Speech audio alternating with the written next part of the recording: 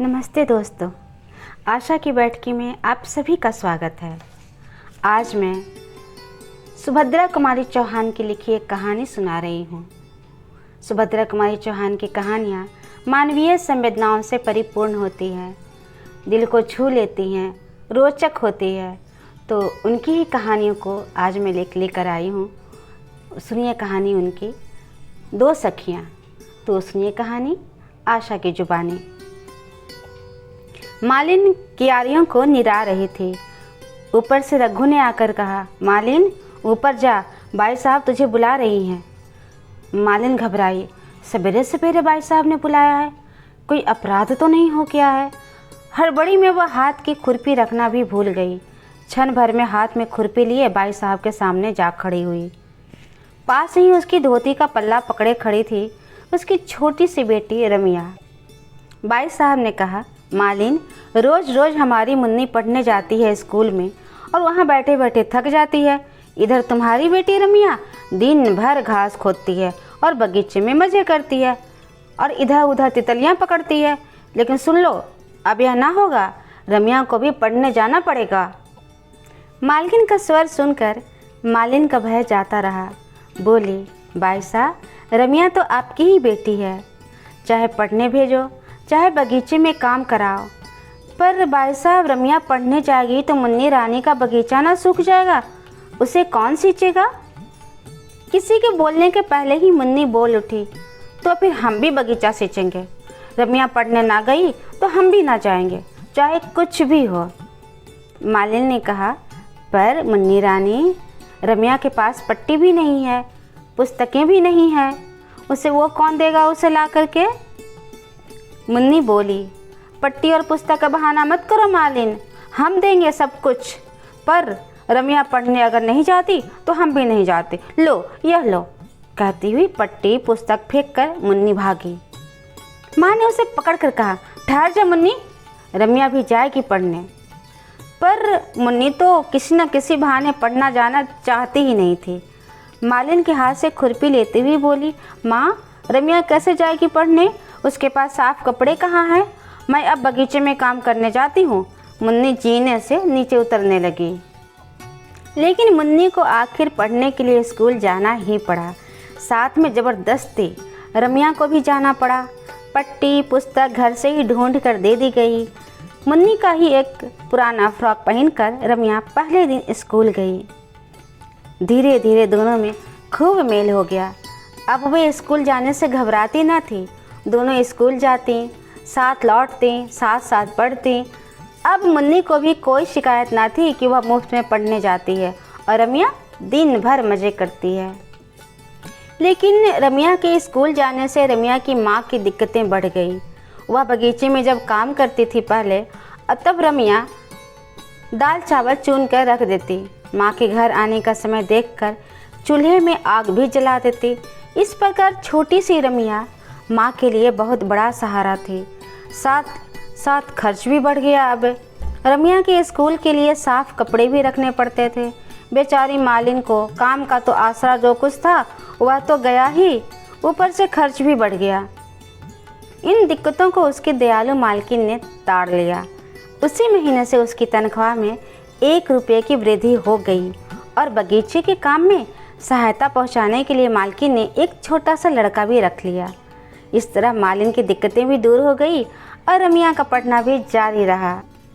रमिया के पिता गोपी सिंह सरदार अमर सिंह के बगीचे में माली का काम करता था। एक बार वह अपने मालिक के साथ शिकार पर गया। वहीं पर वह एक शेर द्वारा मार डाला गया और तब से माली की जगह उसकी स्त्री को दे दी गई। रमिया तब 3 वर्ष की थी। तब से माँ बेटी दोनों बगीचे का काम करती थी और वहीं रहती भी थी। दिन जाते देर नहीं लगती। देखते देखते लड़कियां बड़ी हो गई। दोनों जिस दिन से साथ साथ पढ़ने लगी, उनमें सद्भावों के साथ साथ गाढ़ी मैत्री भी हो गई। मुन्नी अपने किसी भी व्यवहार से यह न प्रकट होने देती कि रमिया उसकी आश्रिता मालिन की बेटी है।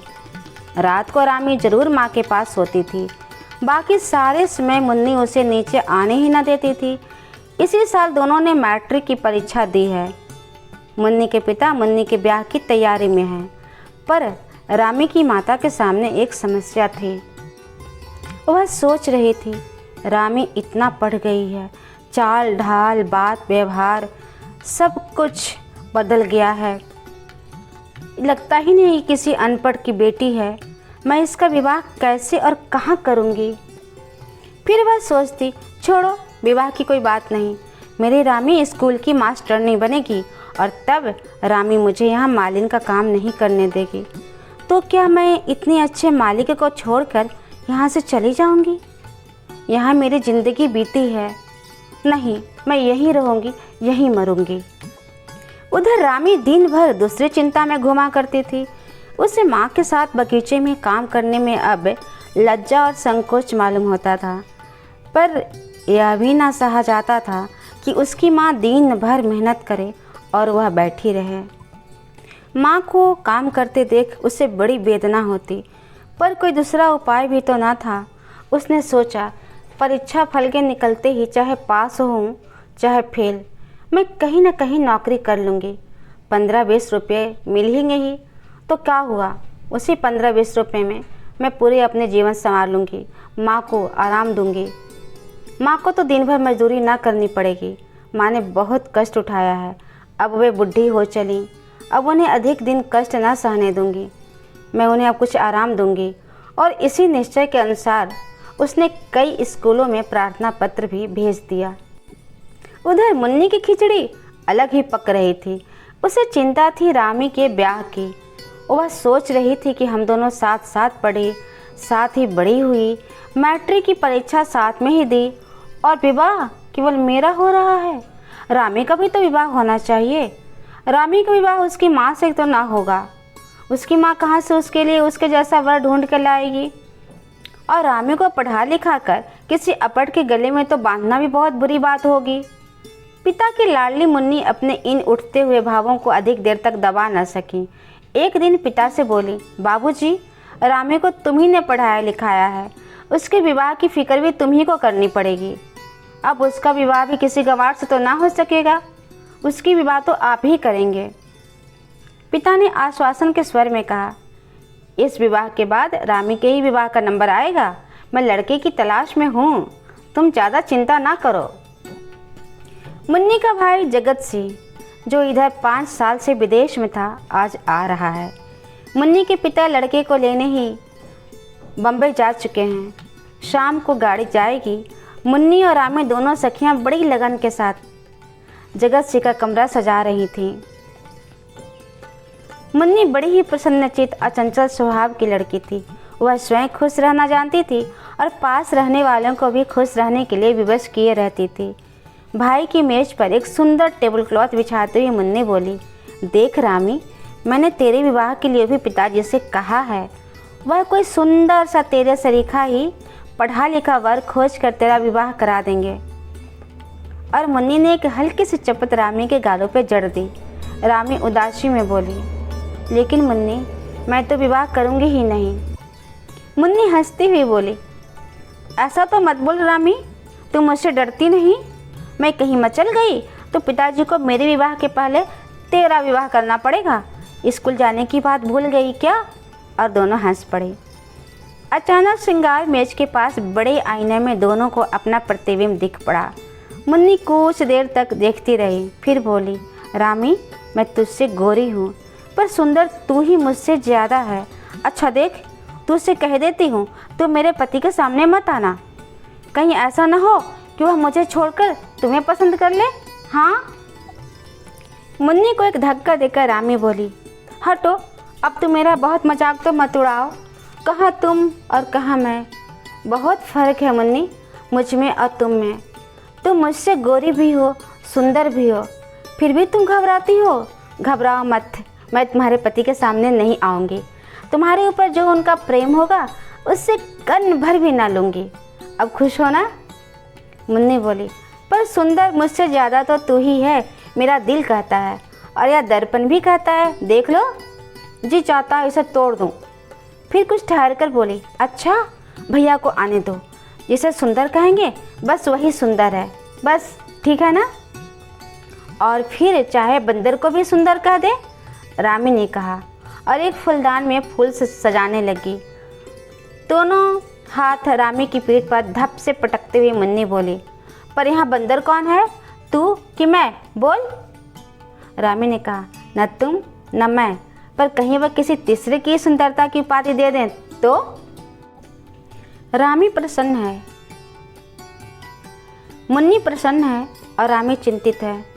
उसे ऐसी चिंता है जिसे वह किसी पर प्रकट भी नहीं कर सकती है।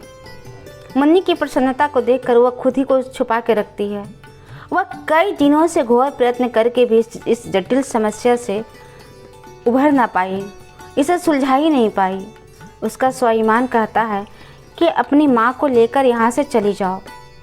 आज जगत आ रहे हैं, विवाह में दूर दूर से ना जाने और कितने लोग आएंगे, और सबके सामने रामी की माँ मालिन का काम करे, यह रामी से देखा ना जाएगा। वह अपनी माँ के साथ चुपचाप बिना कुछ कहे सुने कहीं चली जाना चाहती है, जहाँ उसे कोई ना जाने, कोई ना देखे। पर माँ से यह प्रस्ताव करने से उसे भय मालूम होता है, कहीं माँ ने ना माना तो बात फैल जाएगी और उसके स्वाभिमान को भी धक्का लगेगा। साथ ही उसके इस प्रकार चले जाने से मुन्नी बहुत दुखी होगी। वह जानती है कि मुन्नी का उस पर निश्चल और अटूट प्रेम है। रामी बिस्तर पर आंधी पड़ी सोच रही है। उसकी माँ रोटियां बनाकर खा रही थी, इतने में धार मुन्नी पहुंच गई। मालिन से बोली, मौसी कल से तुम बगीचे में काम ना करोगी। माँ से मैंने तुम्हें महीने की छुट्टी दिलवा दी। यहाँ ताला लगाकर आज रात से तुम और रामी दोनों को मेरे साथ ही सोना पड़ेगा। और धीरे से रामी के कान के पास जाकर बोली, मुझे हल्दी चढ़ेगी ना, हल्दी चढ़े लड़की को अकेले नहीं सोने देते, समझी। फिर जोर से बोली, उठ चल, स्टेशन जाना है, जगत भैया को लेने ना चलोगी। रामी उठकर मुन्नी के साथ चली गई। उसकी एक बहुत बड़ी चिंता दूर हो गई थी, किंतु फिर भी वह स्टेशन ना जा सकी। मुन्नी को अकेले ही स्टेशन जाना पड़ा। स्टेशन से जगत सिंह, उनके पिता, मुन्नी और बहुत से लोग जो जगत की अगवानी के लिए स्टेशन पहुंचे थे, घर आए। बहुत देर तक घर में चहल पहल मची रही। जगत कुछ अस्वस्थ था। सबसे विदा लेकर वह सोने के लिए अपने कमरे में आया। कपड़े उतारकर लेट गया। वह सचमुच बहुत थका हुआ था, किंतु एक ही मिनट बाद आंधी के झोंके की तरह दोनों दरवाजे को फटाफट खोलती हुई मुन्नी पहुंच गई। एक हाथ से वह रामी को घसीटते हुए ला रही थी। वह बोली, भैया सोने से पहले तुम्हें एक बात का फैसला करना है, सच सच बताना, मैं ज़्यादा सुंदर हूँ कि यह। जगत हंस पड़ा, बोला, मुन्नी तू अभी तक मेरी बच्ची ही हो, जा मुझे सोने दे, मैं थक गया हूँ। और वह करवट बदलकर सो गया। भैया तुम अभी तक बहुत बड़े खराब हो, कहती हूँ।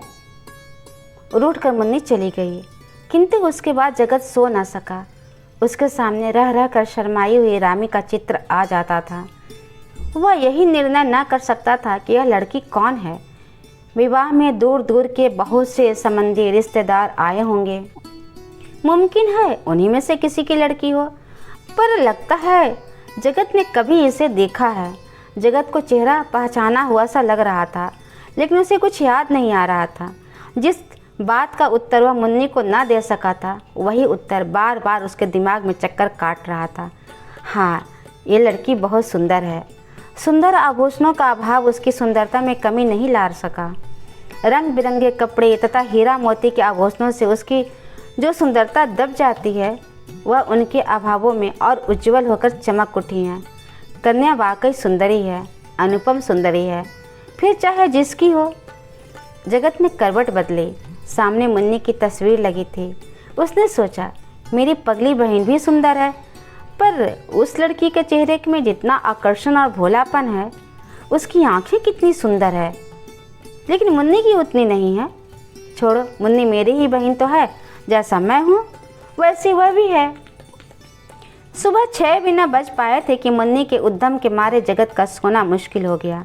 जगत उठकर बैठ गया।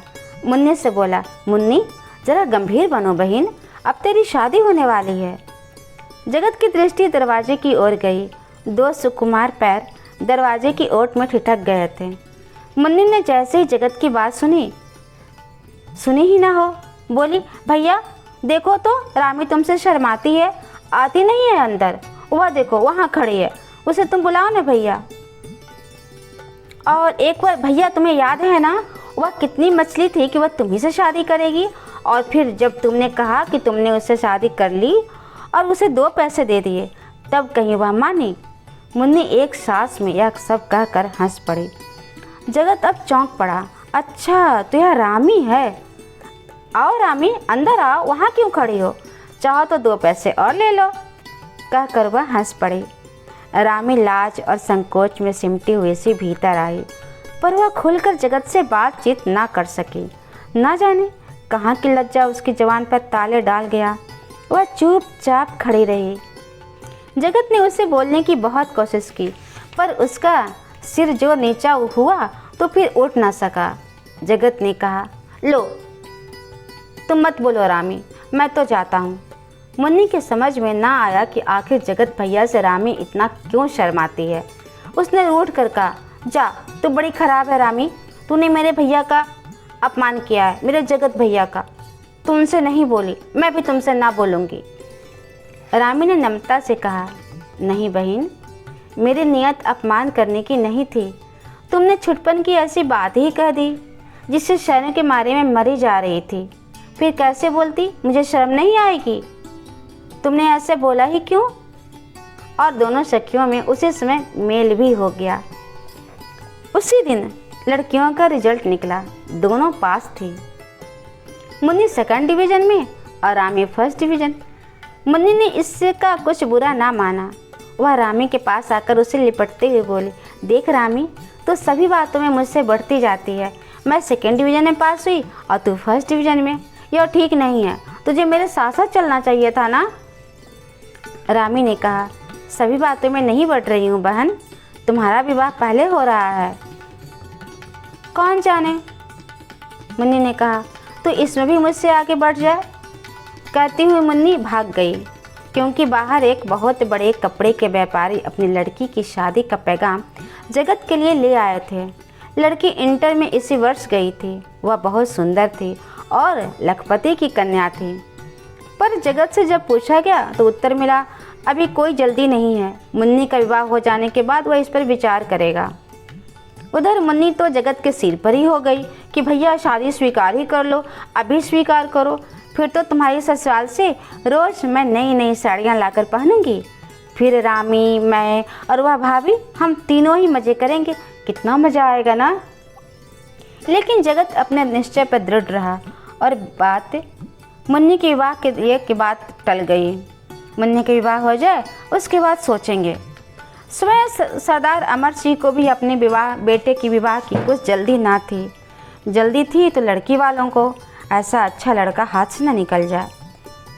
रामी जगत के कमरे से फूलदान लेकर बाहर आ ही रही थी कि इतने में वह पहुंच गया। जगत कई दिनों से रामी से एकांत में कुछ बात करना चाहता था। उसने रामी का हाथ पकड़कर अंदर खींच लिया। बोला, रामी ठहरो, मुझे तुमसे कुछ बातें करनी है। रामी घबरा गई, इधर उधर देखते हुए बोली, आप मेरा हाथ छोड़ दीजिए, कोई देख लेगा। जगत ने कहा, ठीक है मैं छोड़ देता हूँ, पर तुम ठहरोगी यहीं, भागोगी नहीं, ठीक है? रामी का स्वर काँप रहा था। वह बोली, ठहरूंगी, पर पहले मेरा आप हाथ तो छोड़ दीजिए। रामी का हाथ छोड़ जगत दरवाजे के पास रास्ता रोक कर खड़ा हो गया और बोला, रामी, मेरे पास भूमिका बांधने का समय नहीं है, मैं तुमसे विवाह करना चाहता हूँ, तुम्हें स्वीकार है? रामी काँप उठी। उसने कहा, पर यह कैसे हो सकता है? मैं मालिन की लड़की हूँ और आप क्षत्रिय। इसका तुम फिक्र मत करो, मैं केवल तुम्हारी राय जानना चाहता हूँ। अब रामी अपने मुंह से कैसे बोले। सिर नीचा करके वह खड़ी रही, पर अनुभवहीन जगत क्या जाने कि यह मौन स्वीकृति का सूचक है। वह अधीर होकर बोला, रामी उत्तर दो, हाँ या ना, मैं तुम्हारे मुंह से सुनना चाहता हूँ। तुम खुशी से स्वीकार कर लोगी तो ठीक है, इनकार करोगी तो मैं तुम पर किसी प्रकार का दबाव ना डालूँगा। सच्चे आदमी की तरह मैं तुमसे पूछता हूँ, क्योंकि मैं तुमसे विवाह करना चाहता हूँ, पर तुम्हारी अनुमति से, तुम्हारी इच्छा के विरुद्ध नहीं। रामी अब भी चुप रही। जगत से नहीं रहा गया। उसने फिर रामी का हाथ पकड़ लिया और बोला, रानी, मेरा भविष्य तुम्हारे उत्तर पर निर्भर है। बोलो, क्या तुम मुझसे विवाह करना चाहती हो? मैं तुम्हारी इच्छा के खिलाफ तिल भर इधर से उधर ना जाऊंगा। बोलो, क्या मैं तुम्हें स्वीकार हूँ? मैं बहुत पहले ही स्वीकार कर चुकी हूँ।